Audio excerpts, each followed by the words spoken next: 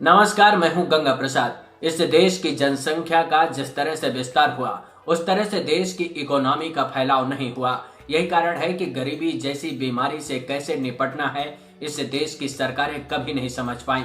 इस देश की आबादी गरीबी की हिस्सेदारी रही है, इसका गवाह इतिहास भी रहा है। आज भी हालात बदलते नहीं हैं। गांधी, नेहरू से लेकर शास्त्री और फिर इंदिरा गांधी के गरीबी हटाओ के नारे से निकलकर आज देश सबका साथ सबका विकास तक पहुंच गया है। लेकिन वास्तविकता यही है कि इस देश की सरकार दावा करती है कि उसने कोरोना काल में 80 करोड़ लोगों तक दाना पानी पहुंचाया है। इससे ज्यादा शर्मनाक बात और क्या हो सकती है। जिस देश में आज भी करोड़ों लोग भूखे पेट सोते हों, उस देश की सरकारें जनतंत्र से मिले जनादेश में कुछ साथियों के साथ जश्न मनाती हैं।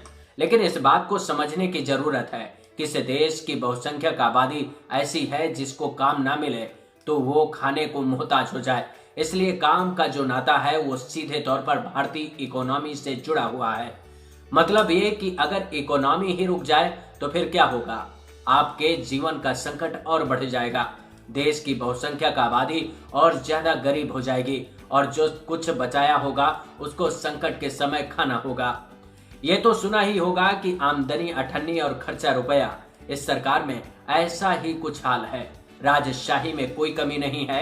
देश बिक जाए, जनता भूखी मर जाए, लोगों की नौकरियां चली जाएं, जनता सड़क पर आ जाए तो क्या हुआ, लेकिन शाही अंदाज में कोई कमी नहीं आने देंगे।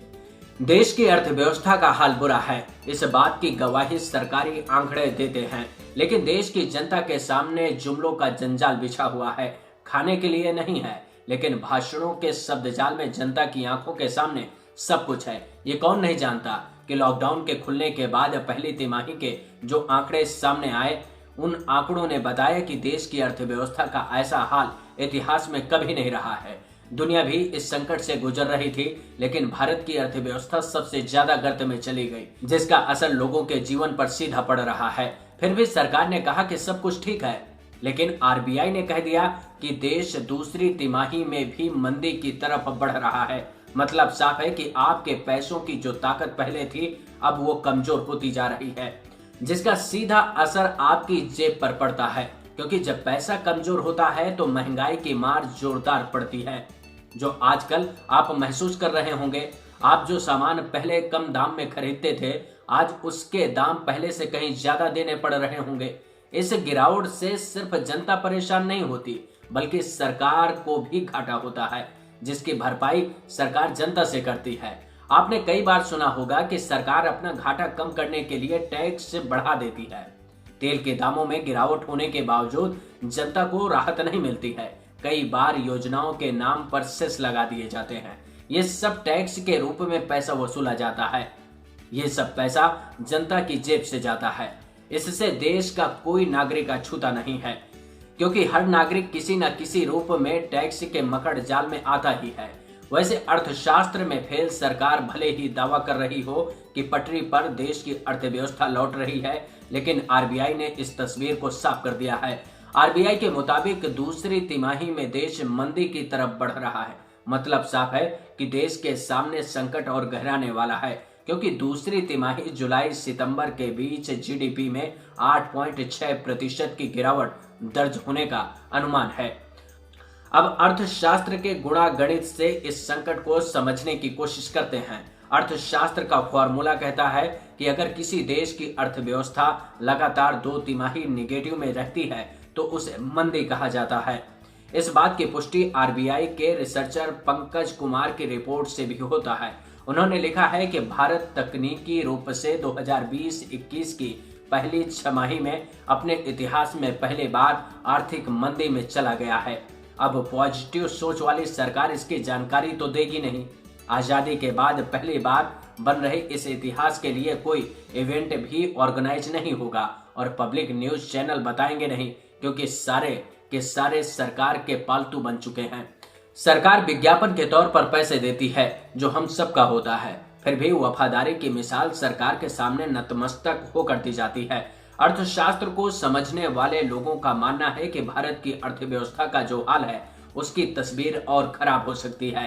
टाइम्स ऑफ इंडिया की तस्वीर को देखकर आप भी अंदाजा लगा सकते हैं कि भारत की इकोनॉमी की तस्वीर कैसे रहने वाली है। वैसे इस तस्वीर में फाइनेंशियल ईयर 2016 से 2021 तक का आकलन है, जिसमें 2021 में भारत की जीडीपी ग्रोथ रेट -10% रहने का अनुमान है। वैसे इकोनॉमी में गिरावट दर्ज होने के मायने ऊपर समझाने की कोशिश की है, लेकिन इसका असर भी देख लीजिए। अक्टूबर में खुदरा महंगाई 7.61% हो गई, जो 6.5 साल के टॉप पर है। इससे पहले खुदरा महंगाई सबसे ज्यादा मई 2014 में दर्ज की गई थी, जो 8.33% है। सब्जियों की महंगाई 22.51% तक बढ़ गई। मतलब साफ है कि जनता की जेब और ज्यादा कट रही है। इस लिस्ट को देख लीजिए, बहुत कुछ साफ हो जाएगा, जिसमें दिखाई दे रहा है कि बाजार में हालात क्या हैं और किस तरह से महंगाई की मार लोगों पर पड़ रही है।